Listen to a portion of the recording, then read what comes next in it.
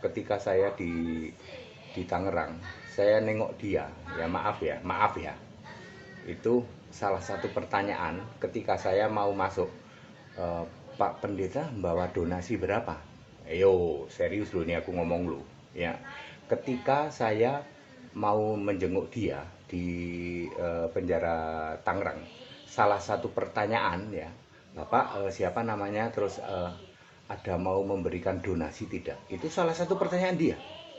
Ya kita jawab kita bawa, bukannya kita tidak bawa, kita bawa donasi untuk dia. Dan sepanjang habis itu saya pernah ketemu juga dengan Saifuddin Ibrahim, ya memang ngomongnya duit melulu. Serius loh, serius, banyak saksinya. Ketika saya mau ajak sebagai temen untuk dialog waktu itu gara-gara covid nggak jadi. Sebenarnya saya mau berdebat, adakan forum debat begitu. Ya, kita udah sewa, udah sewa gedungnya, udah sewa hotelnya. Ya, waktu itu ya, itu Saifuddin Ibrahim tuh ngomongnya duit melulu. Ya, matok tarif gitulah, yang ngomong gampangnya begitu ya. Sorry ini saya buka yang sebenarnya bahwa Saifuddin Ibrahim itu orangnya tipenya gitu, aku matok tarif. Ya. Assalamualaikum warahmatullahi wabarakatuh. Berjumpa lagi dengan saya, Dr. Akal ya, di channel kesayangan kita ini, di mana kali ini kita akan mendengar ya, klarifikasi dari seorang pendeta juga ya, atau pastor, yaitu Pendeta Henry Tandias ya, seorang hamba Tuhan juga, seorang pendeta juga, yang cukup kenal dengan yang namanya Saifuddin Ibrahim dan Joshua Teu. Cukup sangat kenal ya, bahkan saat Saifuddin Ibrahim dulu masuk penjara, Joshua Teu datang menjenguk Saifuddin Ibrahim.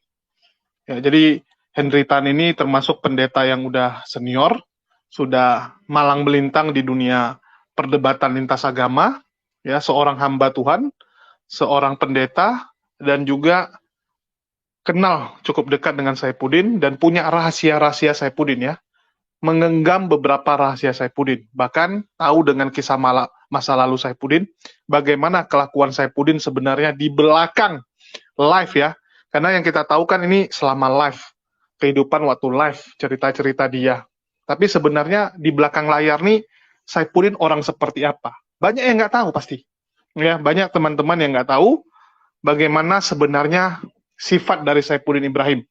Jadi mari kita dengarkan dulu ya pendapat dari seorang pendeta senior Henry Tandias ya, yang cukup lucu ya, ini selalu menghibur ya, pendeta yang selalu menghibur kita. Bagaimana tanggapan dia melihat sifat Saifuddin yang sebenarnya, dan bagaimana pandangan dia dari kisruh perdebatan atau pertempuran Pastor Joshua Teu dengan pendeta Saifuddin Ibrahim. Ya, kita putarkan dulu video pernyataan dari pendeta HTD.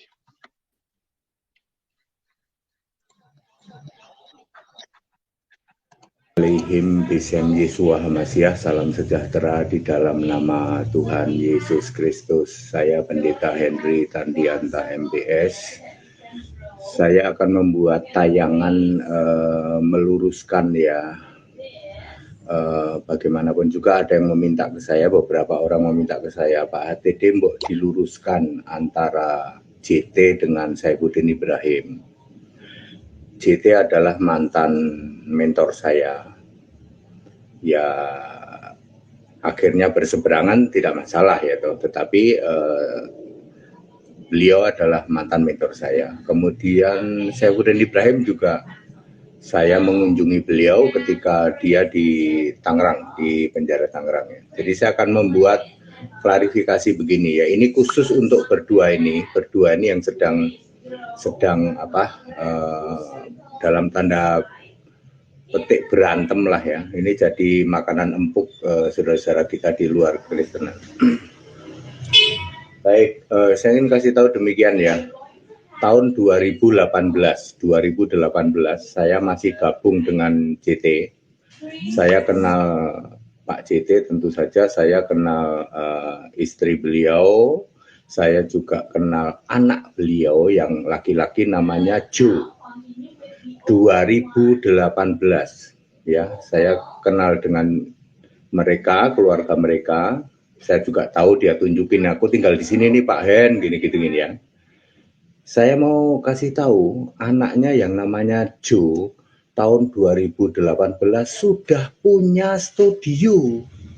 Kita itu sering khotbah, kita sering ngambil gambar khotbah ya di studio itu, di studionya Joe. Ya, saya ulang 2018 sekitar bulan Mei itu Joe itu sudah punya studio. Ya, jadi tuduhan Saifuddin Ibrahim yang mengatakan bahwa JT menilep uang 200 juta katanya ya, donasi MKT lalu dikasih untuk anaknya bikin studio, salah itu.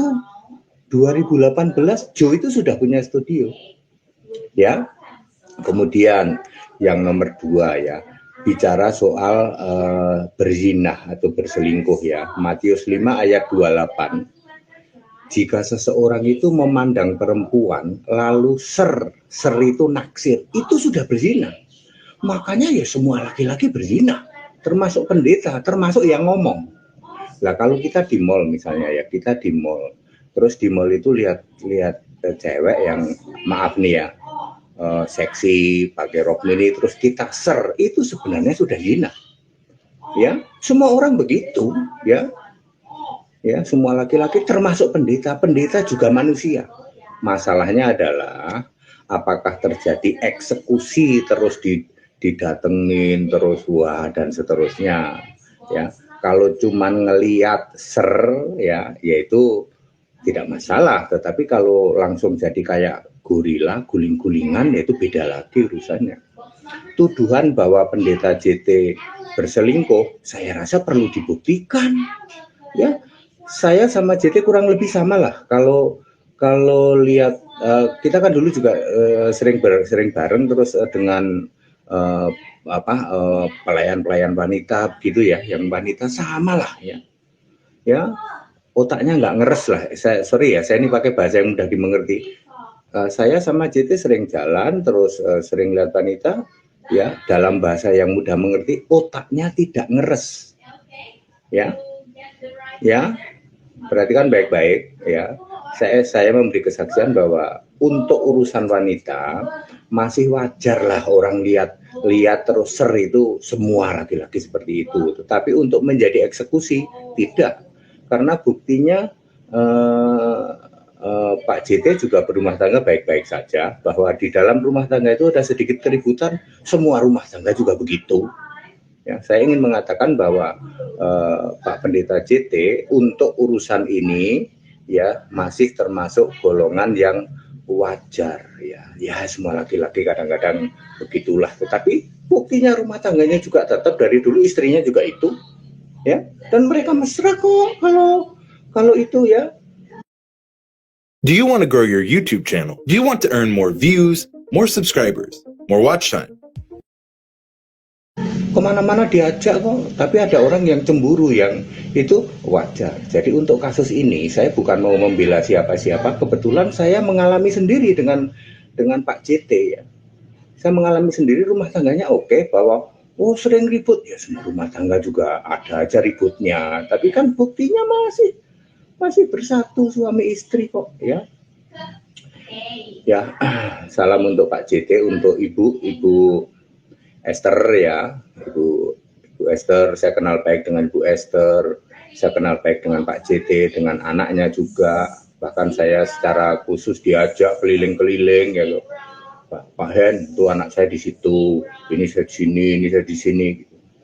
Ya, sebaliknya Saifuddin Ibrahim, ketika saya di Tangerang, saya nengok dia, ya maaf ya, itu salah satu pertanyaan ketika saya mau masuk. Pak Pendeta membawa donasi berapa? Ayo, serius loh ini aku ngomong lu.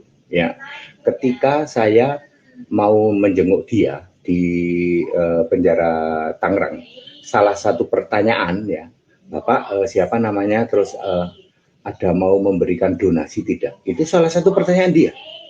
Ya kita jawab, kita bawa, bukannya kita tidak bawa, kita bawa donasi untuk dia. Dan sepanjang habis itu saya pernah ketemu juga dengan Saifuddin Ibrahim ya, memang ngomongnya duit melulu. Serius banyak saksinya. Ketika saya mau ajak sebagai teman untuk dialog waktu itu gara-gara COVID nggak jadi. sebenarnya saya mau berdebat, adakan forum debat begitu. Ya, kita udah sewa gedungnya, udah sewa hotelnya. Ya, waktu itu ya, itu Sabran Ibrahim tuh ngomongnya duit melulu. Ya, matok tarif gitulah, ya ngomong gampangnya begitu ya. Sorry ini saya buka yang sebenarnya bahwa Sabran Ibrahim itu orangnya tipenya gitu, aku matok tarif. Ya, itu yang saya alami sendiri. Ya, saya bertemu dengan beliau dan dia nyatakan seperti itu. Terus hal lain ya untuk urusan ini, jadi saya yakin ya mantan mentor saya JT yang benar untuk kasus ini. Ya, soal tuduhan perselingkuhan itu perlu dibuktikan dan beliau masih kategori wajar-wajar saja lah, suka bercanda-canda gitu ya. Pendeta suka bercanda-canda, wajar untuk kategori soal perselingkuhan ya. Itu masih. Di sini kita bisa melihat ya bahwa pendeta Henry Tan ini mengatakan bahwa dia cukup dekat dengan kedua orang ini ya, Joshua Teu mentornya, dan sering pelayanan berdua dengan Pastor Joshua Teu. Kalau dengan si Saifuddin juga dia pernah mengunjungi ya waktu dia di penjara. Di sini teman-teman bisa lihat kalau Joshua Teu itu sendiri sudah mengklarifikasi bahwa dosa masa lalunya itu nggak pantas untuk dihakimi oleh si Saifuddin Ibrahim ya. Dia bilang itu kan dosa masa lalu dia, janganlah dihakimi. Ya, janganlah dihakimi, itu urusan dia dengan Tuhan. Ya, ini teman-teman bisa lihat. The end of Dirty Game, final explanation about me in YouTube ya. Ini dengan muka memelas ya, dia seperti ya orang udah kalah lah, kita bilang orang udah kalah perang ya, seperti ini ya. Hubungan ini nanti biar dia sendiri ya, dan mancanegara kan. Ketika proses penyehatan dengan keahlian dari putra saya yang membantu dia, rekeningnya beliau di sana aja publik nanti. Saya nggak berhak mewakili dia. Dia sudah dewasa. Dia mau matikan saya, bunuh saya. Mungkin Anda tidak akan bunuh saya secara fisik, Pak. Tapi pembunuhan karakter Anda sudah dan sedang melakukannya. Dan saya nggak tahu apakah Anda akan terus melakukan. Tapi saya mau kasih tahu Pak Saifuddin, saya hamba Tuhan. Bagaimanapun keadaan saya, Yesus Tuhan akan melindungi saya. Dan saya akan serahkan, sudah saya serahkan Pak. Dia akan menjadi hakim antara kita berdua. Jadi buat pemirsa Kalam Kristus, tidak benar apa yang dituduhkan Saifuddin Ibrahim, apalagi ada kaitannya dengan dia, sama sekali tidak ada. Ya. Dan kasihan kalau harus menyeret perempuan siapa, wanita siapa, demi membenarkan pernyataanmu, lalu kemudian Anda bayar atau apapun mereka, dan kemudian mereka terpaksa bersaksi dusta seperti orang Dursila yang mendakwa Nabot, ya, atas kuasa, perintah, uang, bayaran, lalu kemudian ingin mencelakakan Nabot. Memang Nabot mati, dibunuh. Tapi Tuhan berurusan dengan Isabel, dengan Ahab. Nah itu sebabnya tolonglah Pak, biar ini yang menjadi terakhir, karena istilahnya 2 video Anda muncul, ini juga video saya yang kedua untuk menanggapin balik Pak. Ya. Ya, di sini kita bisa lihat bahwa dia tidak mau mengakui masalah perempuan tersebut ya. Padahal semua orang yang kenal dengan si Joshua Teu tahu. Ya, kalau yang kenal baik dengan Joshua Teu, kenal dengan istrinya tahu. Harus kenal dengan istrinya ya. Bahkan saya juga tahu nama perempuan tersebut, tetapi nggak enak lah kalau saya ngomong. Nanti saya yang kena gitu ya. Kalau saya ngomong nanti saya yang kena. Jadi daripada saya kena tarik di pusaran masalah mereka, mending saya diam-diam ya. Karena saya udah klarifikasi dengan orang-orang yang dekat dengan Joshua Teu dan nggak ada dendam ya. Nggak ada dendam dengan Joshua Teu dan bisa dipercaya omongan mereka. Jadi Joshua Teu itu memang selingkuh ya. Itu mereka juga tahu, tetapi ini nggak mau diakui, ya sudahlah gitu. Nggak usah kita kejar, kita tunggu Saifuddin yang kejar saja ya. Nggak perlu kita yang kejar, biar Saifuddin yang kejar. Walaupun Joshua Teu udah buat klarifikasi ya, dan juga udah ngarang-ngarang, dia bilang, wah nanti nanti Saifuddin main curang. Saifuddin nanti bayar perempuan, suruh kesaksian palsu. Ya, nggak segampang itu, Ferguson ya. Perempuan kesaksian palsu, ada-ada aja kamu. Sedangkan Saipudin aja lagi jadi buronan. Terus masalah yang kedua adalah Henry Tan mengatakan bahwa Saipudin itu memang suka uang. Sedikit-dikit ngomong masalah uang, sedikit-dikit money oriented. Ya, saya no comment lah kalau masalah itu ya. Luar biasa sekali bagaimana Saipudin itu memang gila uang. Dari pihak Muslim itu udah berapa kali ngajak dia debat, diskusi langsung ya, debat langsung offline ya, tatap muka, langsung di hotel. Dia minta tarif 1 jam 25 juta. Nggak masalah, umat Muslim oke kan, tapi dia nggak berani datang. Ya, apakah karena bayarannya nggak cocok, atau karena ada pertimbangan lain, atau karena rohnya yang menyuruh nggak datang, seperti si Lugah, ya saya nggak tahu. Tetapi yang pasti Saipudin ini kalau dari orang-orang yang kenal baik dengan dia, yang dekat dengan dia, semua tahu. Saipudin ini semua ya yang dibahas selalu uang, uang, uang. Ya, sama kayak Risuli Lubis 11-12 itu. Dua pendeta itu 11-12, semua selalu ngomong uang. Tidak pernah lepas dari yang namanya uang. Saya nggak tahu apakah karena dia mikir usia dia udah nggak lama gitu ya, karena udah tua, sedangkan apapun belum dia punya. Baru punya rumah, baru punya mobil satu gitu kan, apartemen baru satu, sehingga dia mungkin mikir, oh anak saya 3 nih perempuan. Ya masih kecil-kecil. Jadi dia mungkin mikir mau secepatnya dapat uang, sehingga ada yang bisa diwariskan, ya minimal 1 orang, 1 anak, 1 rumah mungkin ya. Mungkin di otak dia gitu. Kita nggak bisa salahkan juga. Kadang-kadang ada orang gitu. Dia keter gitu ya, dia panik. Melihat usianya sudah segitu, tetapi belum ada apa-apa. Itu hal yang wajar ya. Hal yang wajar, tapi kalau kamu hamba Tuhan, kamu bicara uang, ini yang nggak wajar. Ya, kamu menjadikan agama itu tempat mencari duit, itu yang nggak wajar. Kalau kamu berusaha, ya kamu kerja, kamu usaha, nggak masalah. Apakah saya nggak kepikiran gitu? Kadang kepikiran. Jujur gitu ya, saya berpikir umur 3, udah kepala 3 gitu kan. Umur kepala 3, artinya saya udah pakai umur saya kurang lebih setengah. Ya, usia produktif saya tinggal setengah lagi. Kasarnya kan gitu. Usia produktif tinggal berapa tahun lah, paling nggak 20 tahun lagi. Ya, kalau udah 50-an, kalau bisa ya jangan kerja lagi gitu kan. Sedangkan apa yang saya miliki sekarang, saya masih merasa kurang gitu. Kalau dibandingkan dengan teman saya. Tapi kalau saya lihat ke bawah, ya banyak gitu ya. Itulah kalau kita lihat ke atas, susahnya kita jadi minder. Kita jadi serakah, ya kita jadi nafsu. Itulah kadang-kadang kita harus lihat ke bawah. Oh, ternyata kita jauh lebih beruntung daripada orang-orang di bawah kita. Itulah saya bilang sama Saipudin, kalaupun memang cuma rumah satu, ya nggak masalah gitu. Anak perempuan itu kan nikah keluar juga. Nggak perlulah kamu ngejar harta itu terlalu banyak. Santai saja. Apalagi kamu nih hamba Tuhan. Kalau hamba Tuhan itu kan harusnya lebih holy.